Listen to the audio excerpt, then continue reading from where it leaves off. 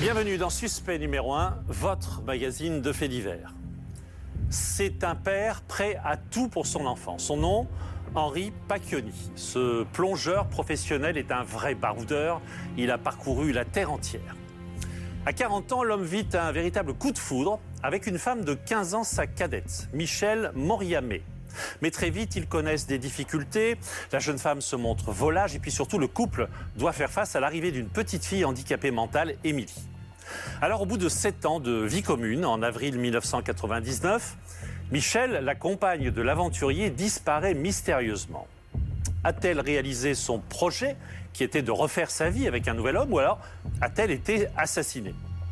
Les enquêteurs qui recherchent la disparue ignorent qu'ils vont se retrouver face à une énigme criminelle rocambolesque.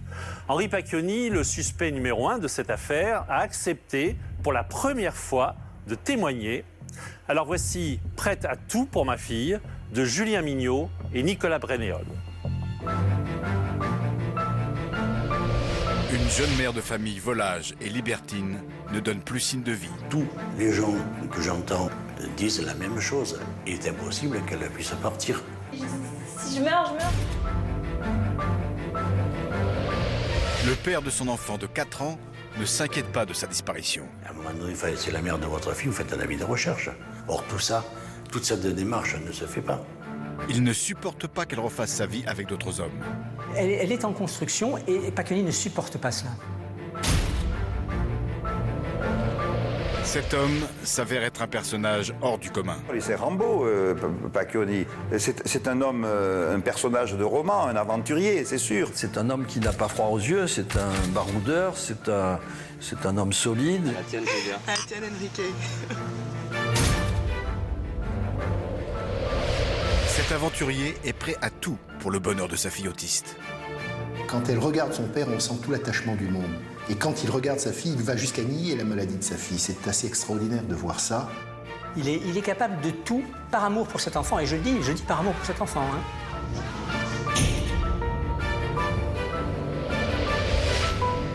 Il kidnappe son propre enfant au nez et à la barbe des policiers. Mais c'est un véritable rapt, quoi.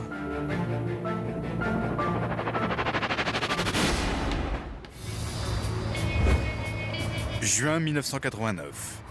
Nous sommes à Marignane, près de Marseille. Michèle Moriamé, une secrétaire âgée de 32 ans, a disparu depuis 2 mois. Sa mère, inquiète de ne plus avoir de ses nouvelles, appelle le commissariat.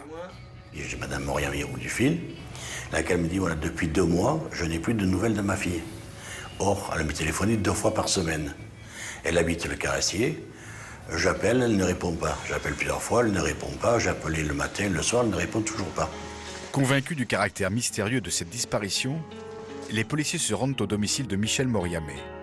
C'est là qu'ils rencontrent un homme, l'ex-compagnon de la locataire, un certain Henri Pacchioni. Il y a un homme qui se présente, qui rentre à la clé de la serrure. Donc je dis, monsieur, vous habitez ici? Il dit, oui, j'habite là. Je dis, mais vous êtes qui? Il me dit, Henri Pacchioni. Je vis avec Michèle Moriamé. Henri Pacchioni, dont voici le vrai visage à l'époque, n'a pas encore 50 ans. L'homme invite les policiers à l'intérieur du domicile de Michèle Moriamé. Les enquêteurs le pressent de questions sur l'emploi du temps de sa compagne. Mais avant toute chose, le baroudeur tient à mettre les choses au clair. Michèle Moriamé n'est plus sa compagne, et encore moins son épouse. Près de 20 ans se sont écoulés. Mais aujourd'hui encore, Henri Pacchioni se souvient très bien de ce qu'il a dit lorsqu'il a vu arriver les policiers. C'était pas ma femme. C'était pas ma femme. C'est la mère d'Émilie, c'est pas pareil. Ça j'y tiens à ça. C'est pas ma femme. Face aux policiers, Henri Pacchioni explique qu'il n'est pas étonné de l'absence de Michèle Moriamé. Il me dit, de toute façon, elle est habituée à partir. Elle part 7 jours, 2 jours, 3 jours. Là, elle a dû rencontrer quelqu'un, elle est partie, ça dure 2 mois, ça va durer 3 mois. C'est la première fois que ça dure aussi longtemps. Quand il en aura marre, il la virera. Et c'est pas la première fois qu'elle partait. Combien de fois elle a foutu le camp? 1 semaine, 10 jours, 15 jours, 1 mois. Combien de fois elle l'a fait? Très vite, les policiers l'interrogent sur son histoire avec la disparue, Michèle Moriamé. Henri Pacchioni leur fait le récit de leur vie commune. Il leur montre un album photo qu'il détruira par la suite. Ils se sont rencontrés, elle était beaucoup plus jeune que lui, je crois qu'ils avaient 15 ou 16 ans d'écart. Et ça a accroché de suite. De suite, elle était charmante, il était beau garçon, il était baroudeur, il avait tous les ingrédients pour que ce soit une merveilleuse histoire d'amour.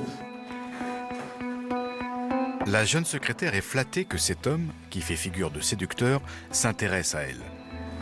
Henri Pacchioni incarne alors tout ce qu'elle cherche chez un homme. Pendant quelques années, la relation est intense et passionnelle. Je crois qu'il était d'abord physiquement attaché à elle. Quand il parle de Michel Moriamé, il a un sourire, un regard, et physiquement, ils étaient très liés. Il disait que c'était une princesse, il faut le dire. Bon, elle avait une qualité, il ne faut pas y enlever, c'était au lit. Au lit, c'était une artiste. De cette relation passionnelle, naît en 1984 une petite fille qu'ils appelleront Émilie. Henri découvre à ce moment-là les joies de la paternité. De ce petit bébé qui s'agrippait à moi là, comme une petite folle, là, hein, qui me faisait des gros bisous baveux là, sur la joue, là, ben voilà, moi j'ai découvert ça, moi. Encore.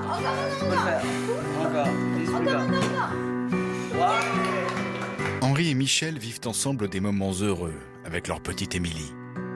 Pour Michel, il s'agit de son premier enfant.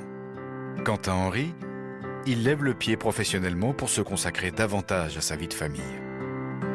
Alors que jusqu'ici tout paraissait normal, les parents vont devoir faire face à un terrible malheur. Émilie, âgée de 3 ans, décroche et se révèle handicapée mentale. Le couple est mis à l'épreuve. Il faut dire, elle est autiste. Elle est autiste, psychotique, tout ce que l'on veut. Elle a un retard. Elle a, à 80 ans, elle aura la pensée d'un enfant de 2-3 ans. Elle est retardée. Quand elle regarde son père, on sent tout l'attachement du monde. Et quand il regarde sa fille, il va jusqu'à nier la maladie de sa fille. C'est assez extraordinaire de voir ça. Ils font vraiment un couple, une symbiose. Aux enquêteurs qui s'interrogent sur la disparition de Michel Moriamé, Henri Pacchioni explique qu'ils se sont séparés il y a quelques mois. S'il a les clés de l'appartement de son ex-compagne, c'est uniquement pour s'occuper de leur enfant, Émilie. Mais les policiers ne sont pas convaincus. À un moment donné, c'est la mère de votre fille, vous faites un avis de recherche. Or tout ça, toute cette démarche ne se fait pas. Les enquêteurs demandent à voir la chambre de Michel Moriamé. Et là, surprise, son lit a disparu. Il n'y a plus de montant de lit, il n'y a plus de lit du tout. Il y a juste 2-3 barres qui sont là, qui traînent. Le lit n'y est plus. Les policiers sont particulièrement intrigués. Que s'est-il passé dans cette chambre? Henri Pacchioni affirme qu'il s'est débarrassé des meubles. Mais pourquoi un tel déménagement? N'y avait-il pas sur ce lit des preuves compromettantes? Est-ce qu'il a voulu faire croire à une tentative de déménagement de cette femme? Je ne sais pas. C'était une énigme. Personne n'a donné d'explication plausible sur cette histoire de lit, sur la raison pour laquelle il l'aurait démonté. Le lit de Michel Moriamé ne sera jamais retrouvé. Mais l'interrogatoire n'ira pas plus loin. Un cri sort de nulle part. C'est Émilie qui fait une nouvelle crise, chose récurrente pour cette petite fille handicapée mentale. Cette crise est le fruit d'un stress causé par l'arrivée des policiers, élément perturbateur dans son petit monde. Le seul à pouvoir la calmer, c'est son père. Il est le seul à avoir les mots et les gestes qui la réconfortent. Tendrement, calmement, il la rassure, la prend dans ses bras et lui confectionne un petit nid douillet devant son film préféré. Un regard, une caresse, un sourire, des mots tendres. Il n'en faut pas plus à la petite Émilie pour se calmer. Son père est tout simplement son port d'attache, son remède, son héros. Les policiers laissent Henri Pacchioni s'occuper de sa fille. Pour le moment.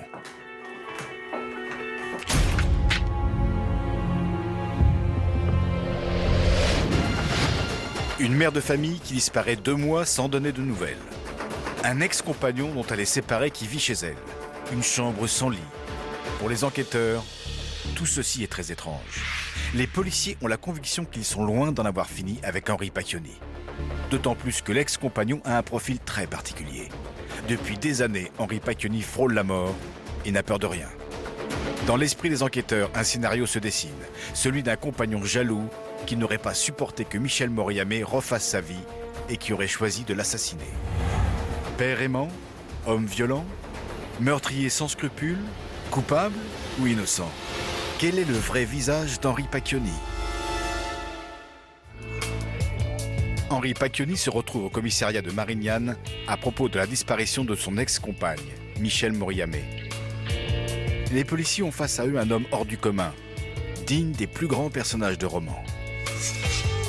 Henri Pacchioni est un aventurier des temps modernes qui a plongé dans tous les océans de la planète. C'est un homme qui n'a pas froid aux yeux, c'est un baroudeur, c'est un homme solide. Je dirais que c'est un homme robuste, costaud, mentalement bien équilibré. C'est Rambo, Pacchioni. Et quand on a cette affaire, on a l'impression que si c'était un film, ce serait à la fois Indiana Jones et Le Grand Bleu. C'est un homme, un personnage de roman, un aventurier, c'est sûr. C'est un homme qui a une vie dont on rêverait. Beau garçon, bel homme. Ça, le personnage était très très intéressant et en plus très attachant. Aujourd'hui, âgé de 70 ans, Henri Pacchioni accepte pour la première fois de raconter sa vie à une seule condition, que sa fille handicapée mentale soit présente pendant l'entretien. 70 balais, j'ai bien vécu, j'ai fait autour du monde, j'ai eu des amoureuses J'en ai eu quelques-unes dans ma vie. Les policiers le découvrent. Cet ancien de la guerre d'Algérie n'a pas froid aux yeux. Il connaît le maniement des armes. Revenu dans le civil, Henri Pacchioni trouve une nouvelle opportunité d'affronter le danger. Aventurier à toute épreuve, il intègre la plus grande société internationale de travaux sous-marins en tant que plongeur et foreur. Ainsi, il va connaître toutes les mers du globe au péril de sa vie. C'est une vie à part. Voilà, c'est une vie à part, ça.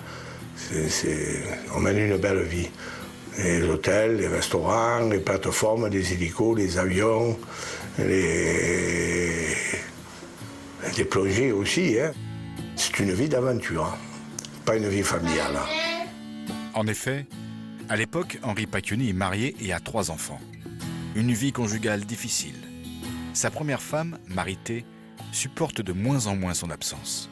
Moi, ça m'est arrivé d'arriver le vendredi de mer du Nord. J'étais marié là. Et le samedi matin, je repartais de Golfe Persique, je suis revenu 6 mois après. Là, la Marité, elle a piqué une crise de folie. Là. Aussi, après 20 ans de mariage, il se sépare de la mère de ses 3 enfants. Henri, en homme au grand cœur et généreux, lui laisse la maison, de l'argent et la garde des enfants. Henri a fait le choix de vivre comme un nomade. Cette vie d'aventure lui convient parfaitement. Maintenant qu'il est divorcé, il peut donner libre cours à sa vie de célibataire. Je m'étais juré de ne plus jamais me mettre en ménage. C'est moi, avec la vie que je menais, elle me plaisait très bien. On était tous mariés ou cavalaient derrière les femmes. Dès qu'on débarquait, on aurait dit des chiens de chasse qui partaient. Début 1982, Henri Pacchioni a 40 ans. Il est au sommet de sa renommée et de sa séduction. C'est de retour de mission qu'il fait la connaissance d'une jeune secrétaire de 15 ans, sa cadette, Michel Moriamé. Ils resteront ensemble 7 ans, sans jamais se marier, et auront une fille, Émilie. Tout semble bien se passer jusqu'au moment où Michel Moriamé disparaît. Dans les jours qui suivent, les enquêteurs cherchent à en savoir plus sur la nature de la relation entre Michel Moriamé et Henri Pacchioni, afin d'étayer leurs soupçons. Tous les gens que j'entends autour disent la même chose. Il est impossible qu'elle puisse partir. Il lui est arrivé quelque chose. Elle n'est pas partie. Lors de l'enquête de voisinage, ils cherchent quelqu'un qui puisse les conforter dans cette thèse. Personnellement, non, c'est ma voisine de palier, quoi. Vous savez que ça fait 2 mois... Dans l'immeuble de Michel Moriamé, ils croisent par hasard une voisine de palier. Interrogée, la femme révèle aux enquêteurs un point qui va bouleverser leurs convictions. Elle se souvient très bien d'une soirée bruyante, il y a à peu près 2 mois, dans la nuit du 31 mars au 1er avril. Elle a entendu des cris provenant de l'appartement de Michel Moriamé. La voisine, elle dit qu'elle a entendu 4 appels au secours. Elle les a comptés, 4 appels au secours. Puis plus rien, le silence complet. La voisine en est sûre. Cette voix qui criait à l'aide dans la nuit était celle de Michel Moriamé. Elle explique qu'intriguée, elle est allée frapper à la porte de sa voisine de palier pour s'assurer que tout allait bien, mais personne n'a répondu. La voisine fait entrer les policiers chez elle et leur explique ce qu'elle a vu à travers le judas un peu plus tard ce soir-là. Silencieusement, un homme vêtu de noir avec un chapeau, faisant tout pour ne pas être remarqué, a quitté l'appartement de Michel Moriamé.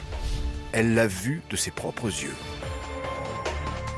Une dame dit, je regardais par le judas de ma porte, j'ai vu disparaître un essouet d'un monsieur, mais ce n'est pas Pacchioni, parce que je reconnais sa démarche. En effet, comme le prouve cette photo, depuis un accident sur une plateforme pétrolière, Henri Pacchioni boite sévèrement. Sa voisine le sait et reconnaîtrait son pas entre mille. Or, l'inconnu ne boitait pas. La voisine en est certaine, il ne peut en aucun cas s'agir d'Henri Pacchioni. Oh non, non, Henri Pacchioni il boite et en plus il porte des Santiago, donc on l'entend. Mais alors, si ce n'est pas Henri Pacchioni, qui cela peut-il bien être?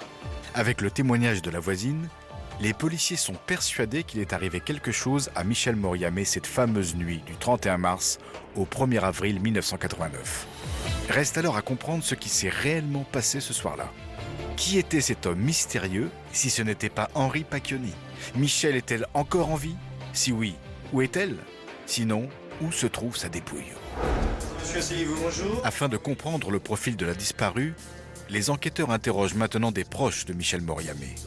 Qui est-elle? Avait-elle des ennemis? Ou encore des raisons de disparaître? Au commissariat de Marignane, les auditions défilent. Les policiers comprennent que les relations entre Henri Pacchioni et Michel Moriamé ont toujours été très tendues, notamment à cause du handicap de leur petite Émilie. Henri et Michel ne se sont jamais accordés sur la manière de s'en occuper et de l'éduquer. Comprendre qu'elle est beaucoup mieux en institut. Non, elle vaut rien, ta fille. Elle vaut rien. Comment elle vaut rien, ma fille? Mais c'est ta gueule alors. Le couple se déchire. Le père d'Émilie accusant la mère d'être à l'origine du handicap de l'enfant. Elle ne supportait pas.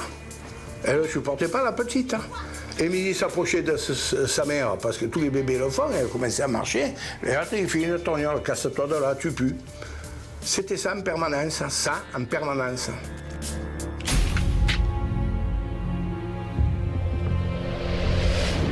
Michel Moriamé, mère de famille de 32 ans, a disparu depuis 2 mois. Son ex-compagnon et père de sa fille, Henri Pacchioni, est la seule personne à ne pas s'inquiéter. La police découvre que les parents se déchiraient à propos du handicap de leur fille. Henri Pacchioni accuse Michel Moriamé d'être responsable de la maladie mentale d'Émilie.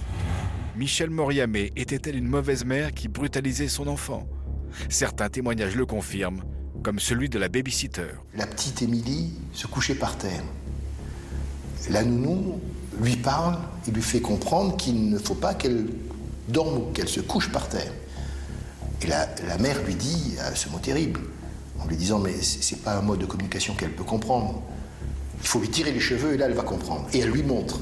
Et la nounou est choquée. Pour l'avocat de la famille Moriamé, Alain Mola, Michel était une mère dépassée par l'éducation d'une enfant autiste. Et une parfaite mère peut être aussi de temps en temps irritée et pas à la hauteur.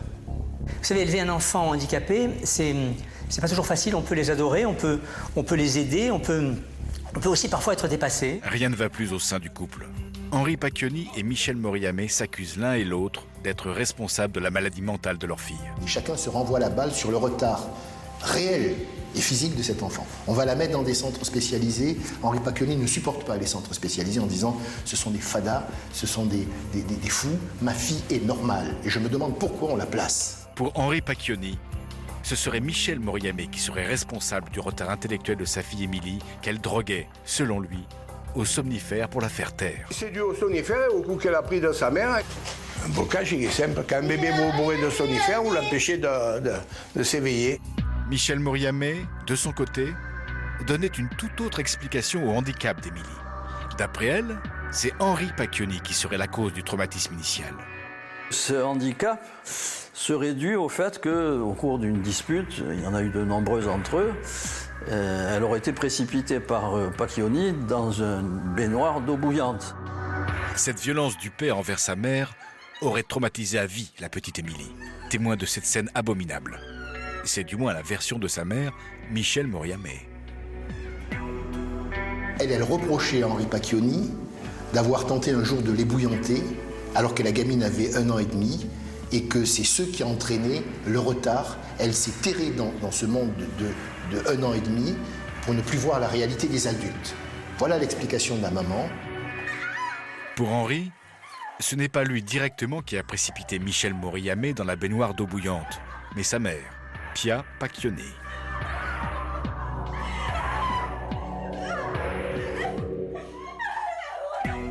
Elle a essayé de frapper ma mère, et ma mère qui l'a bastonné, qui l'a foutu dans la baignoire, qui l'a ébouillanté, ou je ne sais pas ce qui s'est passé. Elle s'est retrouvée à l'hôpital Nord. Et là, on a dit que c'était moi qui l'avais fait, c'est pas moi qui l'ai fait, pas du tout. Et Émilie n'a pas été bloquée, elle l'a même pas vu. Alors, Émilie, quand elle voyait sa mère, elle partait en courant, elle partait à l'inverse. Vrai ou faux, les crises au sein du couple deviennent de plus en plus violentes. Disons qu'ils se disputaient souvent. Ça se terminait souvent en bagarre. D'ailleurs, un de mes collègues avait pris une mention de main courante ou une plainte, une mention de main courante, parce qu'elle n'avait pas voulu déposer plainte, il lui avait cassé le nez. C'est un homme violent, c'est un homme qui reconnaît d'ailleurs lui avoir cassé le nez un jour. Bon, c'est original hein, comme réaction à un petit différend. Une agression qu'Henri Pacchioni confirme, mais minimise. On était avec des amis, on soupait, hein, et est arrivé comme un cheveu sur la soupe, hein, alors qu'elle ne devait pas être là. Et puis il a commencé, cette petite poufiasse, en parlant d'Émilie, et cet enculé, et Cécile, mais alors Michel, tout le monde, Michel, mais arrête quand même. Puis il a tenté de me frapper, je me suis retourné, pouf, le nez, il s'est collé sur la figure. C'est moi qui l'ai amené à l'hôpital avec mon ami Daniel. Je ne me suis pas caché, je n'ai pas dit que c'était pas moi, c'est moi qui l'ai fait. Comment et pourquoi Michel Moriyame, une jeune secrétaire de 32 ans, a-t-elle disparu? C'était quand même une fille assez volage et assez libertine. Pacchioni est devenue fou. Elle a peur de lui, elle le signale, elle fait un testament. Que s'est-il passé lors de cette fameuse nuit du 31 mars au 1er avril 1989? S'il ne l'a pas jeté là, c'est qu'il ne sait pas où il a jeté le corps et que c'est pas lui qui a jeté le corps. Incarcéré et accusé du meurtre de son ex-compagne, Henri Pacchioni va réussir l'exploit de s'évader et de partir en cavale à l'autre bout du monde avec sa fille handicapée. Chose qu'il fait en s'étant évadé, c'est pas de prendre le large, c'est d'aller chercher sa fille. Voilà.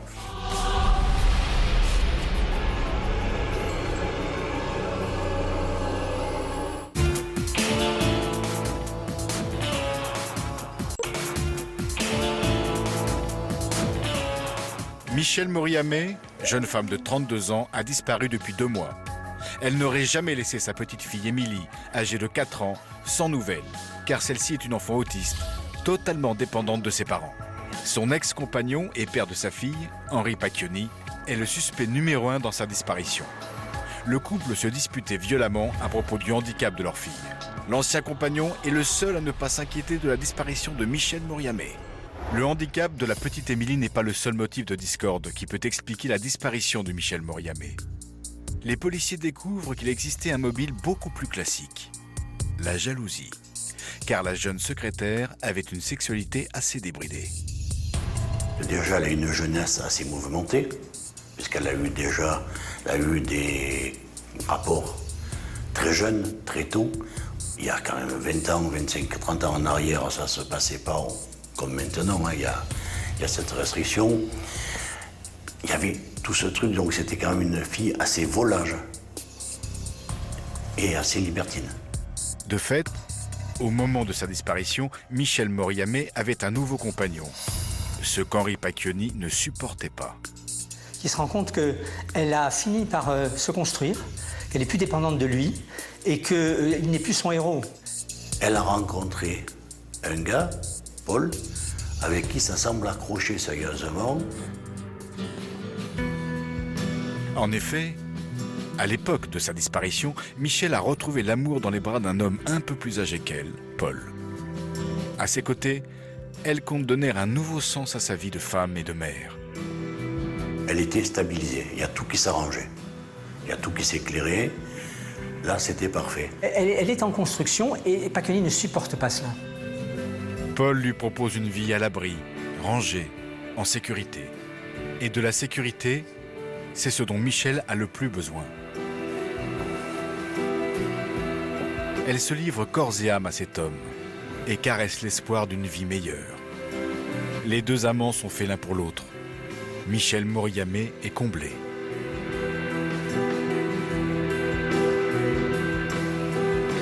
Pour ses proches, à 32 ans, Michel avait enfin mis sa vie sur de bons rails. Elle allait même devenir propriétaire d'un magasin de fleurs. Et elle avait un projet extrêmement élaboré de prendre sa vie en main, puisqu'elle était sur le point de signer l'achat d'un fonds de commerce. Elle avait signé 3 mois auparavant un compromis de vente pour un magasin de fleurs. J'ai peur que ça dérape et ça va déraper. Les enquêteurs apprennent également que Michel avait une peur bleue d'Henri Pacchioni. À plusieurs reprises, elle a avisé ses proches de ses inquiétudes. Pacchioni est devenu fou. Il est violent, il est vindicatif. Elle a peur de lui, elle le signale, elle fait un testament. À qui je peux la confier? Si je meurs, je serai incapable de faire quoi que ce soit et je serai plus là pour protéger ma fille. Elle aurait aussi confié à son nouveau compagnon, Paul, sa peur qu'un jour Pacchioni ne la tue et que sa fille soit placée après sa mort dans une famille d'accueil. Dans les bras de son nouveau compagnon, Michel Moriamé semble désespéré. Ces révélations confortent les enquêteurs dans leur intuition. Michel Moriamé n'avait aucune raison de partir. Il lui est donc bien arrivé quelque chose. Les policiers pensent qu'ils ont affaire à un scénario criminel classique. Follement épris de Michel, Henri Pacchioni n'aurait pas supporté l'idée de la voir refaire sa vie avec un autre homme. Ils sont désormais convaincus de la culpabilité de l'ex-compagnon qui, dévoré par la jalousie, aurait fait disparaître Michel Moriamé.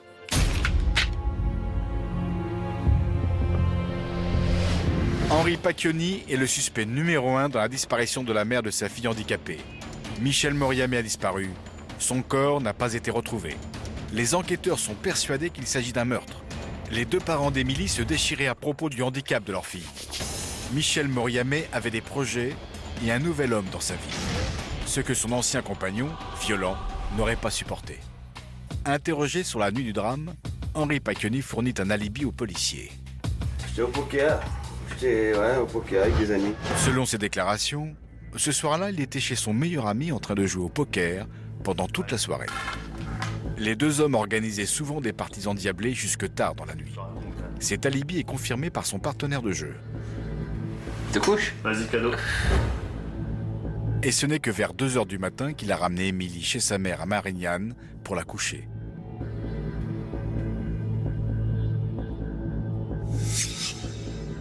Mais avant de partir, en bon père attentif, Henri Pacchioni tient à s'assurer que Michel Moriamé est bien là. C'est alors qu'il constate qu'elle n'est pas présente. Elle semble être partie après une soirée romantique. Surpris, la présence de coupes de champagne, comme si donc on avait joyeusement fêté une soirée et qu'on s'était ensuite évaporé, parti, disparu. Henri Pacchioni explique aux enquêteurs que cela l'a rendu furieux, car une fois de plus, Michel Moriamé n'en aurait fait qu'à sa tête et aurait oublié son enfant pour un rendez-vous galant. De son côté, Paul, le nouvel homme de Michel Moriamé, confirme avoir passé le début de soirée chez elle autour de 2 coupes de champagne avant d'aller dîner au restaurant en amoureux. Paul dit avoir quitté Michel Moriamé aux alentours de minuit. Bon, monsieur Pacchioni, j'ai l'impression qu'on n'a pas beaucoup avancé. Henri Pacchioni pense en avoir fini avec cette affaire. Mais ce qu'il ignore, c'est qu'Émilie, le fruit de la discorde dans le couple, va avoir une importance capitale lors de son passage devant le juge d'instruction. En effet, le magistrat, persuadé de la culpabilité d'Henri Pacchioni, appuie sur la corde sensible du suspect.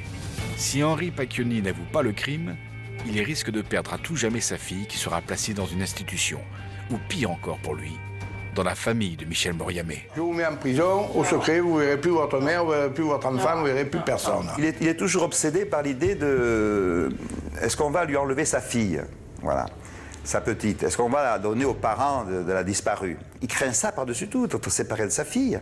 Vous avez pensé à la petite Émilie? Du coup, selon Henri Pacchioni, pour ne pas qu'Émilie lui échappe définitivement, il accepte de passer aux aveux à sa manière. Je lui dis, si j'avoue, je ne pourrais jamais vous donner au monde de cadavre, je ne l'ai pas tué. J'y étais pas. Il y a tout qui le prouve, j'y étais pas. Et là, il m'a dit, moi je m'en fous, vous signez, vous avouez, puis c'est tout. Pour la première fois, il explique alors au juge ce qu'il se serait passé selon lui cette fameuse nuit du 31 mars au 1er avril. Il était bien chez son partenaire de poker, mais il est rentré plus tôt que prévu, car Émilie réclamait son lit. Il est arrivé à l'appartement de Michel Moriamé aux alentours de minuit. Henri Pacchioni a laissé la petite Émilie à sa mère, le temps d'aller garer sa voiture. Il revient, elle était en train d'être violente une fois de plus, une fois de trop. avec Émilie. Aline, réagis là. Pourquoi tu réagis pas comme ça? Hein? Qu'est-ce que j'ai fait moi pour avoir une petite fille comme ça? J'avais pas demandé ça. Elle vient d'agresser l'enfant, il s'interpose. Il ne va pas le supporter et il va y avoir une bagarre. Ah, pourquoi t'es comme ça? Michel, arrête!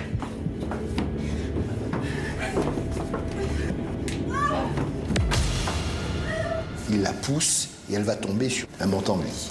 Elle est tombée sur l'angle du lit, elle s'est fracassée le crâne. Il la pousse et elle tombe et elle meurt. Ainsi, pour Henri Pacchioni, les choses sont claires. Il n'a jamais voulu la mort de son ex-compagne. C'était un accident. Je l'ai poussée et puis voilà. Des aveux qui ne sont pas partagés par les enquêteurs qui pensent qu'il s'agit d'un meurtre pour une bonne raison. Je ne serai pas le premier père à essayer de défendre. Pourquoi faire disparaître le corps? Si c'est accidentel, quel intérêt de faire disparaître le corps? Précisément en ce qui concerne la disparition du cadavre, Henri Pacchioni révèle au juge d'instruction qu'il a enveloppé le corps de Michel Moriamé dans un drap blanc afin de faciliter son transport.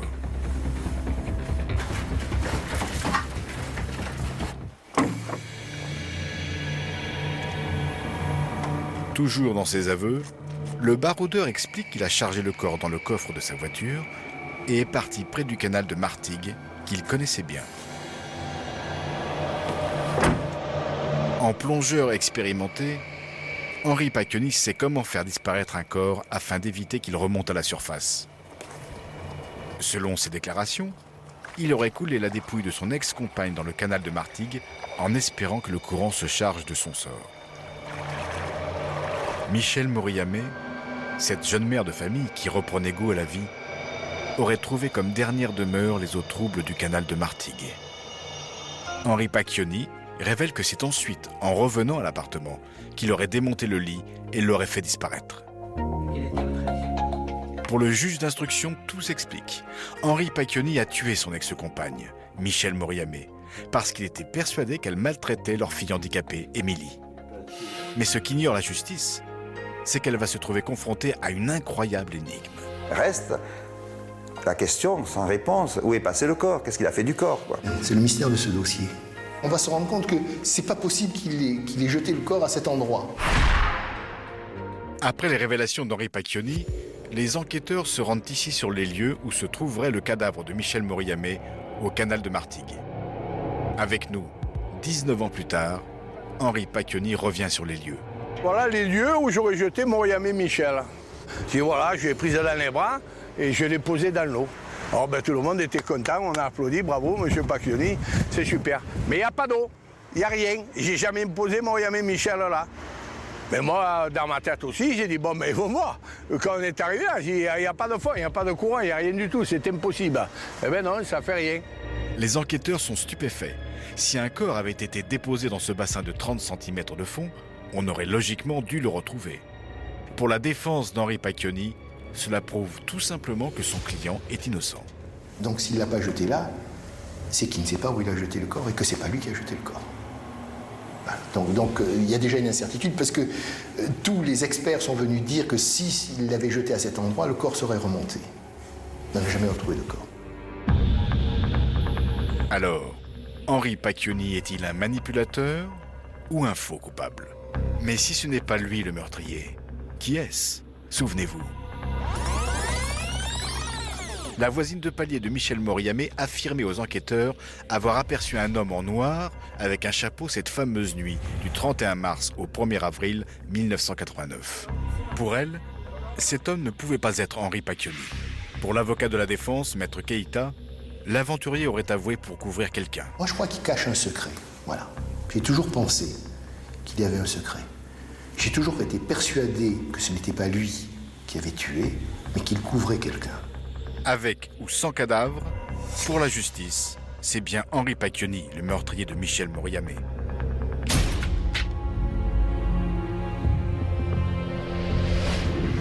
Henri Pacchioni est incarcéré dans l'attente de son procès. Dans un premier temps, ce baroudeur a reconnu sa responsabilité dans la disparition de son ex-compagne. Mais ses aveux sont sujets à caution, car contrairement à ce qu'il avait déclaré, il n'a jamais jeté le cadavre de Michel Moriamé à l'endroit qu'il avait indiqué. Depuis, Henri Pacchioni est revenu sur ses aveux. Persuadé qu'il est victime d'une erreur judiciaire, Incompris, séparé de sa fille autiste, Henri Pacchioni, le plongeur de l'extrême, va se soustraire à la justice d'une manière radicale. Du fond de sa cellule, Henri Pacchioni est acculé.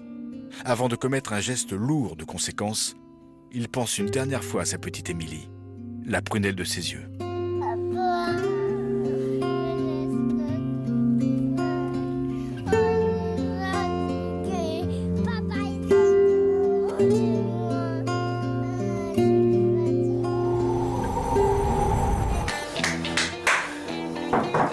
Afin d'attirer l'attention sur lui, ce père de famille désespéré s'apprête à commettre l'irréparable. Puis j'ai un habit de nylon, j'ai arrosé d'alcool et j'ai gratté l'allumette. Voilà, tout simplement. Son survêtement est en nylon, matière qu'il sait très inflammable. Dans sa cellule, Henri Pacchioni se vide une bouteille pleine d'alcool sur tout le corps. Il fait tout pour se tuer.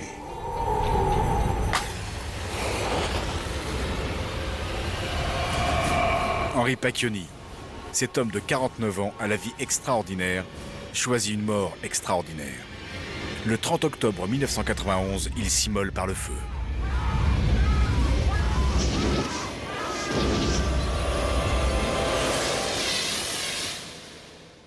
Mais il était écrit qu'Henri Pacchioni ne devait pas mourir au fond d'une prison.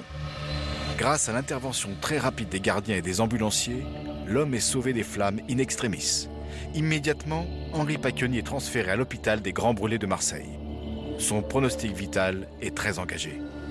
Henri Pacchioni est brûlé sur 60% de sa surface corporelle. Et il a survécu parce que justement c'est un baroudeur qui avait un physique exceptionnellement fort. Exceptionnel.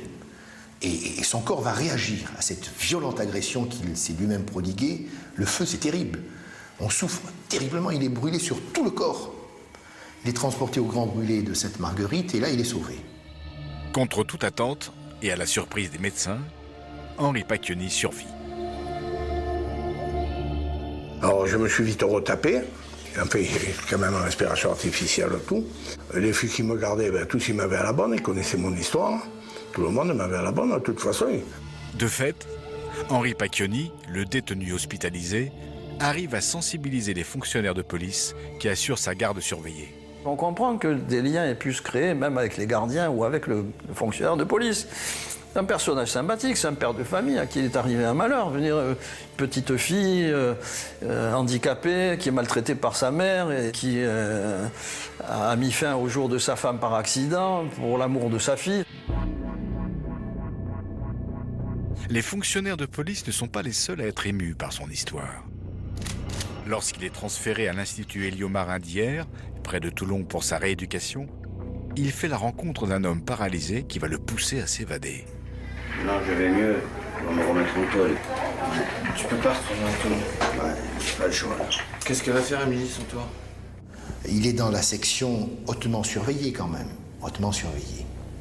Et il va rencontrer un homme qui est paraplégique, qui est dans un fauteuil roulant. Et puis cet homme sent qu'il y a un malaise profond chez Henri Pacchioni, qu'il est obsédé par une seule chose. Et à un moment donné, celui qui est son compagnon de cellule, qui est paraplégique ou tétraplégique, je crois, va lui dire: mais qu'est-ce que tu fais ici? Tu n'as pas honte? Émilie a besoin de toi. Allez, je t'ouvre la porte, ou en tout cas, je t'indique qu'il faut partir. Tu es resté trop longtemps ici. Il va partir. Va chercher Émilie, Henri. J'y vais. Va la chercher. Je suis assis à toi. Je n'oublierai jamais ça. Henri Pacchioni est déterminé. Cet aventurier décide de franchir le point de non-retour. À partir de maintenant, l'homme est en cavale et devra regarder derrière son épaule et ne dormir que d'un œil s'il veut rester un homme libre.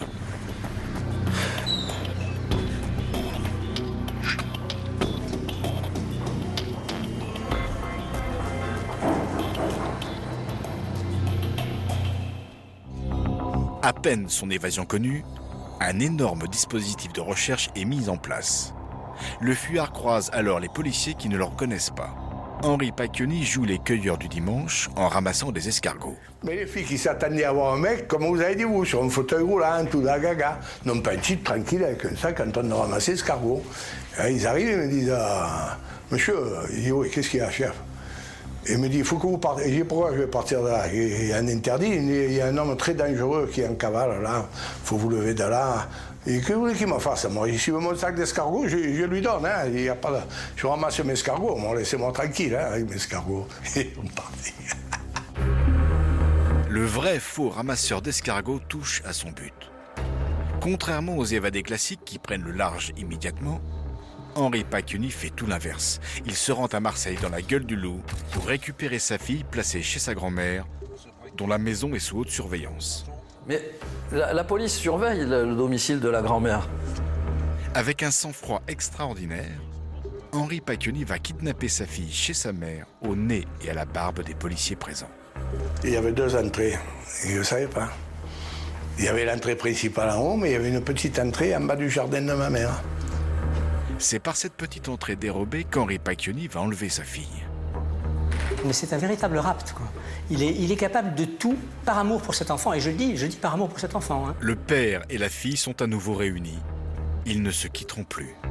C'est le début d'une cavale qui, contrairement aux apparences, ne pose pas de problème à l'aventurier qui connaît le monde comme sa poche. C'est un baroudeur, il a parcouru le monde, il a des relais partout.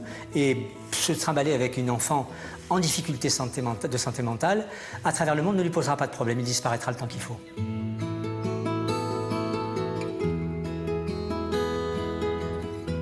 Cet enfant a été brinque-ballé comme un paquet. Je pense qu'il aimait cet enfant. Il l'aimait au point de ne pas vouloir la partager. En cavale, cet enfant handicapé qui pourrait sembler être un poids va se révéler au contraire son meilleur atout. En effet, quoi de plus naturel qu'un père et sa fille en voyage? On a passé de belles vacances. Elle a pris l'avion maintes fois, le bateau, ça n'a jamais été un souci, jamais. Cet amour évident et partagé est leur meilleur laissez-passer. Durant la cavale, Henri Pacchioni va être repéré à plusieurs reprises. Pourtant, les forces de l'ordre vont curieusement fermer les yeux. Il se retrouve en Sardaigne, et là, évidemment, il y a un mandat d'arrêt international. Il y a un carabinier qui le reconnaît. Mais devant cet amour qu'il montre, la petite fille handicapée et tout, il lui dit, bon, va-t'en. Et je ferme les yeux. Et il s'en va. Encore, c'est pareil. Les autorités locales ferment les yeux pour ne pas le séparer de sa fille. 1991. Le père de famille en fuite arrive au Brésil avec sa fille. Henri Pacchioni y découvre ce qu'il pensait impossible. En Amérique du Sud, tout le monde semble penser comme lui. Le handicap mental de sa fille n'est pas une tare. Le handicap n'est pas vu comme dans les pays où on a tout. Le handicap fait partie de la vie. On ne vous montre pas du doigt parce que vous êtes handicapé. Émilie va se fondre dans le paysage du Brésil et on ne va pas la montrer du doigt comme souvent ça arrive chez nous. Et quand vous avez un handicap, on n'ose pas montrer une handicapée. On les cache. Tellement ça fait mal, ou ils sont agressés, ils ne veulent pas sortir. Ils ne peuvent pas sortir. Ben non, au Brésil, elle va se sentir pleinement heureuse, aimée, adulée. Je crois qu'elle va passer les plus belles années de sa vie, lui aussi. Pour Henri Pacchioni, c'est la première fois qu'il voit sa fille acceptée et heureuse.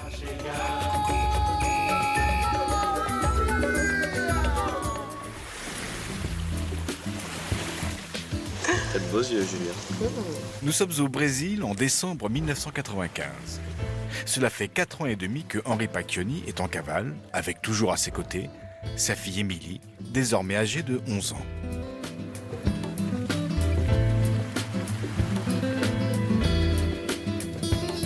J'étais heureux. Je la prenais dans mes bras, je me la bouffais, je la couchais à côté de moi, puis je la mettais dans son petit lit, je l'écoutais dormir, je la regardais, voilà, c'est tout. Ah, belle. Dans son entourage brésilien, personne ne connaît le passé de cet homme. Afin qu'on ne puisse l'identifier, Henri Pacchioni a pris soin de changer son identité et celle de sa fille. Il s'appelle à présent Enrique et Émilie Pérez. Enrique Pérez travaille ici dans les mines de pierres précieuses. Depuis son implication dans la mort de Michel Moriamé, l'homme a basculé dans l'illégalité. Je reviens. Il ne plonge plus au fond des océans, mais est devenu trafiquant d'émeraudes. Bien. Une activité très lucrative qui lui permet d'offrir une vie de rêve à la petite Émilie. Cette profession hors la loi pousse également Henri Pacchioni à effectuer de nombreux déplacements à travers le monde. On est OK. En décembre 1995, le père d'Émilie, âgé de 53 ans, doit quitter le Brésil. Bien qu'il soit sous le coup d'un mandat d'arrêt, il revient clandestinement à Marseille avec sa fille. Cet homme en cavale croit alors avoir tout prévu. Avec sa fausse identité, il pense qu'il ne risque pas d'être démasqué. Cette destination, qui devait être de courte durée, se révélera être le centre du piège qui va se refermer sur Henri Pacchioni. Le bon père de famille en fuite avec sa fille va se faire arrêter. Pas pour son trafic de pierres précieuses, mais pour un dossier criminel qui le poursuit depuis 7 ans. Le meurtre de son ex-compagne, Michel Moriamé. Nous sommes à Marseille, en janvier 1996, soit un mois plus tard. Henri Pacchioni va retrouver les policiers qui étaient sur sa trace depuis plus de 4 ans. Il revient en France pour récupérer de l'argent parce que j'ai cru comprendre qu'au Brésil, il traficotait dans le diamant ou il y a une histoire de cet ordre-là. Ce qu'ignore Henri Pacchioni, c'est qu'il a été donné par un indique anonyme et les policiers savent désormais où il se cache. Il a été dénoncé quand il est revenu à Marseille, oui. Mais ça, je ne pourrais pas vous dire qui c'est parce que je ne le sais pas moi-même. Au petit matin, un véhicule de police se rend au domicile où logent Henri Pacchioni et sa fille Émilie.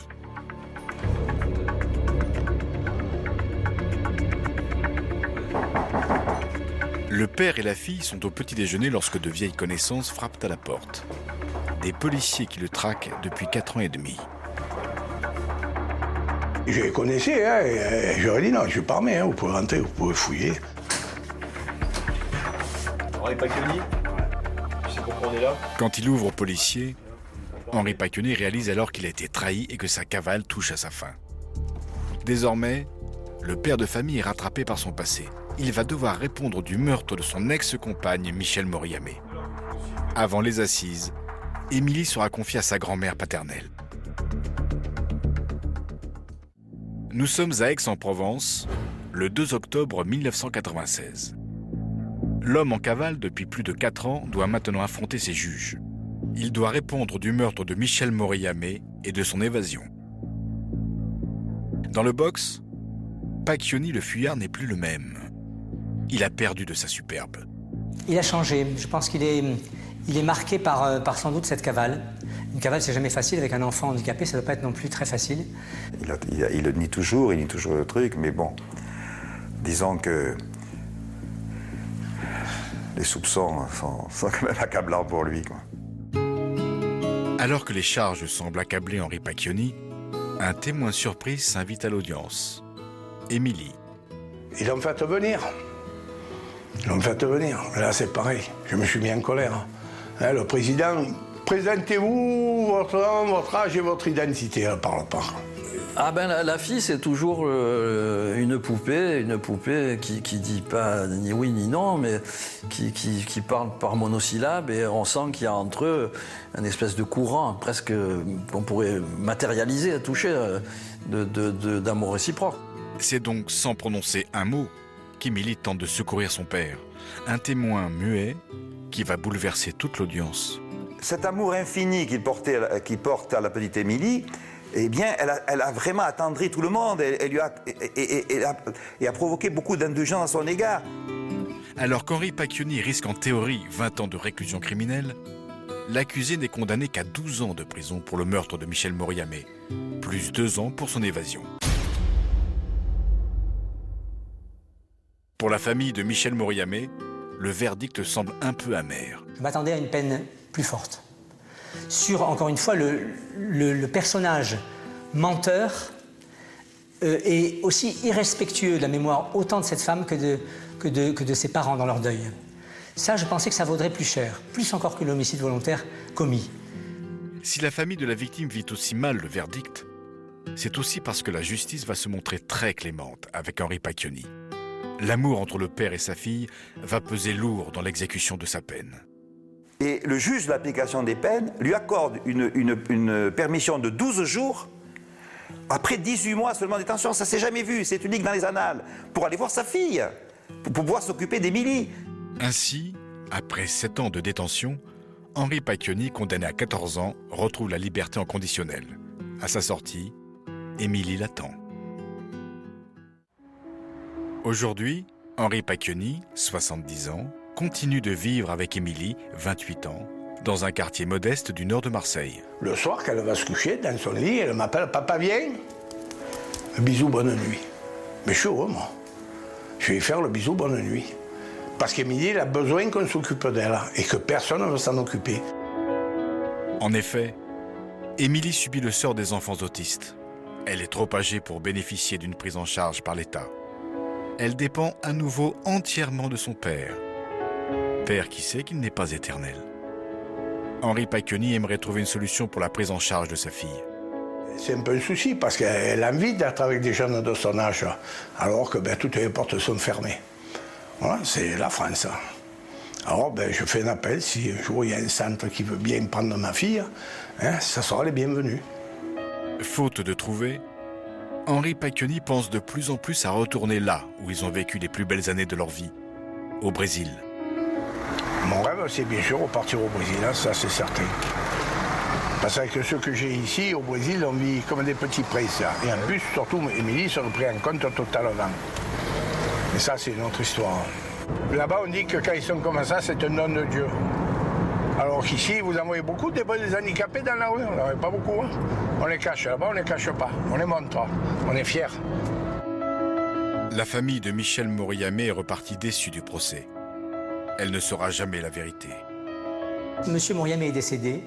Il est parti avec cette angoisse, cette préoccupation de savoir comment son enfant est mort, de ne pas avoir eu de sépulture devant laquelle il pouvait se recueillir. Quant à Mme Moriamé, elle vieillit gentiment, elle prend du recul par rapport à tout cela, elle ne croit plus à rien et elle attend peut-être de mourir en emportant cette douleur d'une mort sans preuve. 23 ans après, le corps de Michel Moriamé n'a toujours pas été retrouvé.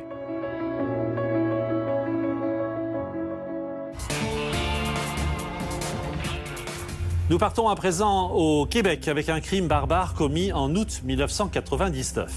Un homme âgé de 42 ans, vivant seul, est assassiné de 47 coups de couteau à son domicile. Serge Lachance n'est pas un inconnu des services de police. Il a déjà été incarcéré pour trafic de drogue et crimes avec violence. L'enquête s'annonce donc difficile. Lorsque tout à coup, un informateur assure à la police connaître le nom du meurtrier, un certain Daniel Poirier. Toujours selon les confidences de l'indicateur, cet individu aurait déjà tué 3 autres personnes.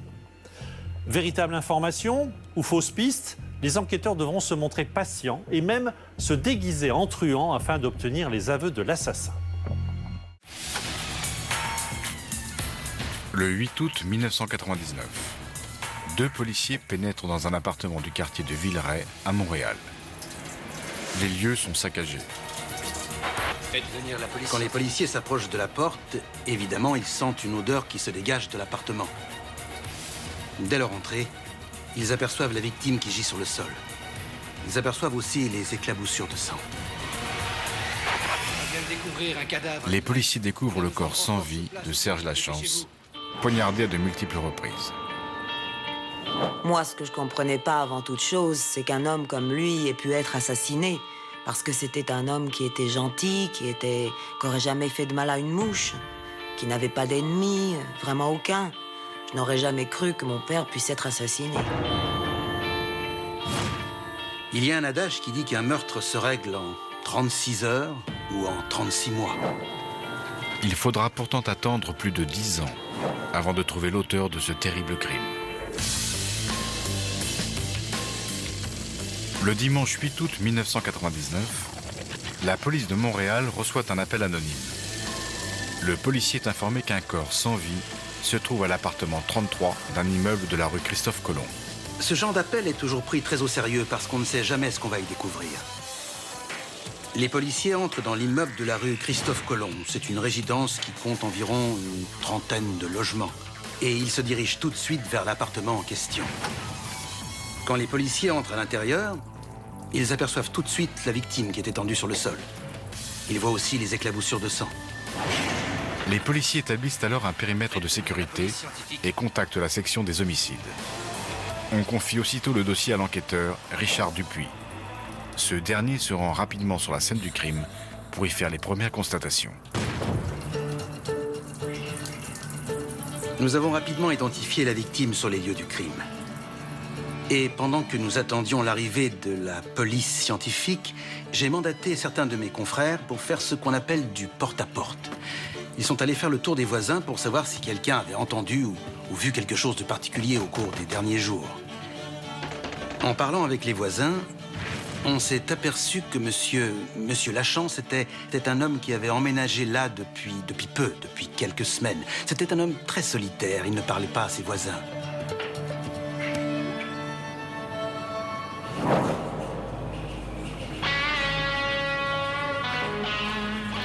D'autres confrères sont allés prévenir la famille. Dans ces cas-là, vous comprendrez qu'avec la médiatisation qui est rapide, il faut toujours se dépêcher de prévenir la famille qu'une tragédie vient de se produire.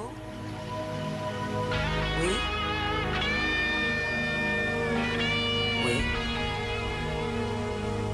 Étant donné que je fréquentais pas beaucoup la famille de mon père, c'est un de ses frères qui m'a appelé, un que je connaissais pas et que j'avais jamais rencontré.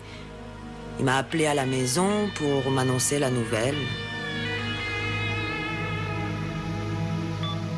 Il m'a dit « Excuse-moi de te déranger, je m'appelle Daniel, je suis le frère de ton père, j'ai une mauvaise nouvelle à t'annoncer. » Là, je me suis demandé de quoi il s'agissait. J'ai dit « Oui ». Il m'a dit « Ton père est décédé dans de terribles circonstances. Il vient d'être assassiné. » À ce moment-là, j'ai eu des troubles de la vision, je n'y voyais plus rien du tout. J'étais tellement ailleurs, complètement dans le brouillard.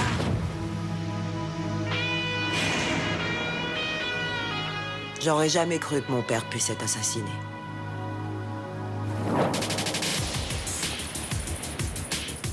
En fait, il y a 3 choses qui nous ont frappés dès notre arrivée. Premièrement, disons qu'il régnait une odeur épouvantable, ce qui voulait dire que le crime remontait à plusieurs jours.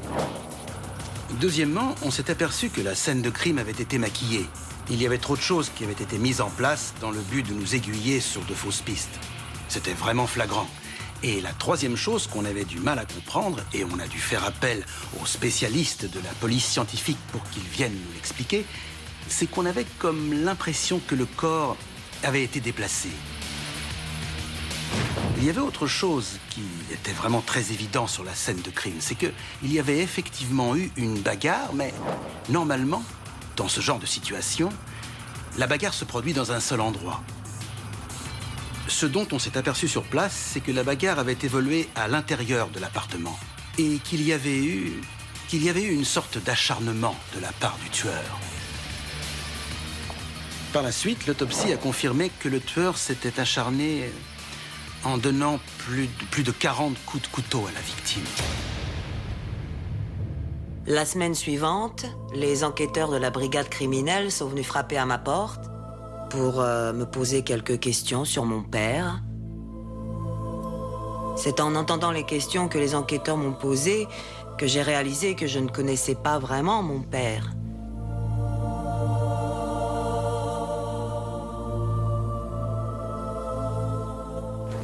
Après avoir rencontré les voisins, ce que nous avons voulu faire, c'est essayer d'établir si Serge Lachance était vendeur de drogue ou s'il était consommateur, s'il avait des clients, si c'était un fournisseur qu'il aurait omis de payer. Les policiers m'ont appris beaucoup de choses sur mon père. J'en ai su davantage sur sa vie et sur ce qu'il faisait et c'était bouleversant. Vraiment. Serge Lachance n'était pas un caïd ni un gros dur, mais un petit délinquant comme il s'en trouve des dizaines à Montréal, vivant de petits trafics de drogue pour payer sa consommation et survivre.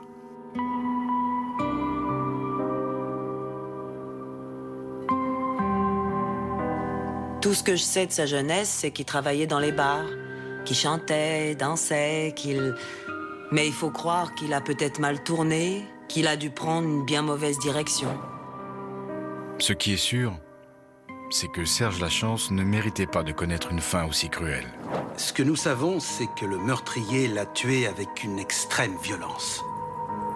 La scène de crime révèle certains indices. Il semble aussi qu'il manque la panoplie indispensable à tout dealer. Et d'après les différentes preuves que la police scientifique a réussi à réunir, le tueur a eu assez de sang-froid pour revenir sur les lieux du crime. Donc, ça nous permet de conclure qu'il avait un lien avec Monsieur Lachance. Et si on part du principe que Lachance était peut-être revendeur de drogue, il y a certaines choses qui parlent sur une scène de crime. Entre autres, un revendeur de drogue doit être muni d'une sorte de beeper parce que c'est souvent leur façon de communiquer. Et Monsieur Lachance n'en avait pas. Les enquêteurs, après avoir éliminé les proches de la victime des suspects potentiels, doivent se tourner du côté du milieu des trafiquants et de leurs clients. On savait très bien que ce meurtre serait classé meurtre non résolu pendant un certain temps, jusqu'à ce que surgisse une information, ou qu'il arrive un événement, ou bien qu'un dénonciateur se présente, quelqu'un qui aurait des confidences et qui pourrait faire avancer l'enquête. Alors que l'enquête piétine, les proches, eux, doivent malgré tout tenter de faire le deuil. J'ai été élevée par ma mère, je n'ai donc pas trop connu la famille de mon père. Mais lorsque mon fils est venu au monde en 1995, mon père et moi, on a commencé à beaucoup se rapprocher. Il y avait surtout des liens très forts entre son petit-fils Michael et lui. C'était la prunelle de ses yeux. Il était très, très important pour lui, Michael. Je n'avais encore jamais appelé mon père papa avant la naissance de Michael. C'est vraiment quand mon fils est venu au monde qu'on s'est rapprochés. On s'est retrouvés. Ouais, c'est ce qui a été le plus difficile à accepter. Parce que justement, comme je le disais, j'ai commencé à créer un lien avec lui. Le lien est devenu très fort. Il a duré 5 ans et j'aurais aimé qu'il continue plus longtemps. Puis, malheureusement, il s'est brisé rapidement. On n'a pas eu la chance d'avoir plus de temps ensemble et... J'aurais aimé avoir beaucoup plus de temps avec lui. Il y a plein de choses que j'aurais aimé lui dire. Il y a plein de choses que lui aussi aurait aimé me dire, qu'on s'est jamais dites. Et puis...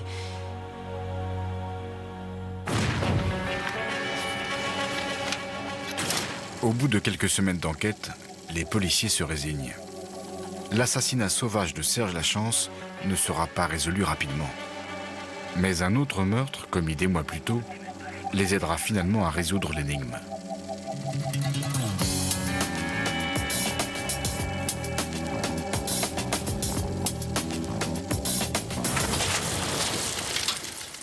À l'été 1999, Serge Lachance a été trouvé chez lui, quelques jours après son décès. Son assassin s'est acharné sur lui en lui donnant plus de 40 coups de couteau. Le meurtrier a maquillé la scène de crime et a fouillé les lieux, sans doute à la recherche de drogue, car la victime était un petit trafiquant solitaire. L'enquêteur, Richard Dupuis, se rend vite à l'évidence. Le coupable évolue dans un milieu où règne l'omerta. Il est peu probable qu'il soit démasqué, à moins d'un coup de chance. À la même époque, certains de ses collègues enquêtent sur un meurtre tout aussi crapuleux, commis 5 mois plus tôt dans un autre quartier de Montréal. Il existe un lien étroit entre les deux affaires, mais personne ne le sait encore. Au sein de la brigade de la police judiciaire, chaque semaine, on procède à un débriefing de l'ensemble des meurtres qui ont été commis et sur lesquels les autres enquêteurs travaillent. À cette époque, je me souviens que parmi mes confrères, le lieutenant Beaulieu travaillait sur une affaire. Un dénommé Monsieur Bouchard qui avait été tué sur la rue Les Tourneux. Le dossier en question est celui d'André Bouchard, 66 ans, sans aucun antécédent judiciaire, trouvé poignardé à son domicile le 4 mars 1999. Monsieur Bouchard était un homme à la retraite. C'était un ancien docker. Il vivait dans un appartement de la rue Les Tourneux. Monsieur Bouchard était un peu considéré comme étant un ermite. Il vivait seul. C'était un solitaire. C'était un homme dont on connaissait la phobie maladive des voleurs et il avait un système d'alarme assez sophistiqué avec un bouton d'urgence qui lui permettait d'alerter ses voisins et surtout il gardait de l'argent caché chez lui. Quelqu'un nous a expliqué qu'il prêtait parfois des petits montants pour dépanner des gens qu'il connaissait, des amis. Mais certaines personnes pouvaient penser qu'il cachait beaucoup d'argent. Donc, M. Bouchard a été assassiné en 1999. Nous avons donc clairement établi à ce moment-là que le mobile du crime était le vol, parce que l'appartement de M. Bouchard avait été entièrement fouillé et mis sans dessus-dessous.